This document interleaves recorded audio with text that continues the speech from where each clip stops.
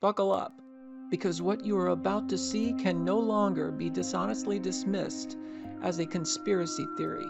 You are about to see the damning evidence and hear the testimony that the mainstream media has deliberately hidden from you for the last 25 years, proving that we were lied to about the events of 9/11 and who was behind them, with the evidence of the cover-up being just as damning. You don't have everybody moving in the same direction without there being a head coach somewhere who is giving them instructions as to where he wants them to move.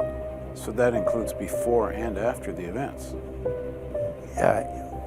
Primarily before the event. After the event, it shifts from being an action that supports the activities of the Saudis to actions that cover up the results of that permission given to the Saudis to act. So could you explain particularly this last couple of sentences? Primarily before the event, after the event, it shifts from being an action that supports the activities to the Saudis to actions that cover up the results of that permission given to the Saudis to act. So can you elaborate on that? Well, I'll get to the why question. Why would the U.S. government have done this? And let me say, I no longer use the words cover up to describe what's going on. I find more accurately the words aggressive deception. The federal government has attempted to rewrite the narrative of 9/11 in order to exclude the role of the Saudis from that horrific story. The most celebrated soldier of the last decade, David Petraeus, what did he do when he retired? He went to Colbert Kravis Roberts, a Wall Street buyout firm with $90 billion in assets under management. General David Petraeus was a well-known commander of U.S. forces fighting al-Qaeda in Iraq during the Second Gulf War, and he later served as director of the CIA. Recently, at the 2025 Concordia Summit, many watched incredulously as he not only welcomed longtime al-Qaeda leader Ahmed al-Sharaa to the stage as the newly installed U.S.-approved president of Syria, but he effusively praised and admired the al-Qaeda leader's character and accomplishment. It's something you have to actually see with your own eyes to believe.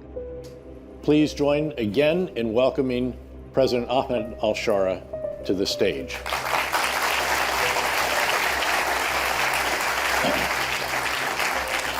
Assalamu alaikum, Sayyid Rais. Ahlan wa sahlan. Ahlan wa sahlan. And Sharafna Sayyidi. He said, he reached over on his desk and picked up a piece of paper. He said, I just got this down from upstairs from the Secretary of Defense's office today. And he said, this is a memo that describes how we're going to take out 7 countries in 5 years, starting with Iraq and then Syria, Lebanon, Libya, Somalia, Sudan, and finishing off Iran. Why did they do it? I think there are a number of reasons. Some of them relate to the long-time special personal relationship between the Bush family and the Saudi kingdom. Goes back 3 generations to Herbert Walker Bush's father, Prescott Bush, from a senator from Connecticut. The agents in Minnesota were so worried that the case itself would be covered up. In order to prevent this embarrassment that, that there was a terrorist connection already known, and there are things about this terrorist connection. For instance, our acting supervisor, August 23rd, 24th, in arguing with headquarters to go for this warrant, and the guy was saying, no, we can't do it. Our acting supervisor had said, this is a guy who could fly into the World Trade Center. And that was said in August 2001. Can you imagine how embarrassing this is? And of course, Mueller knows it. He knows that was even said very quickly.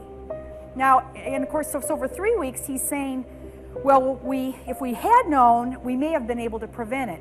I tried to call the director, and this is after 9/11, to get him to stop saying that, because I said, oh my gosh, when this comes out. And I knew there had been emails flying between our office and headquarters. I didn't know there were 70 emails.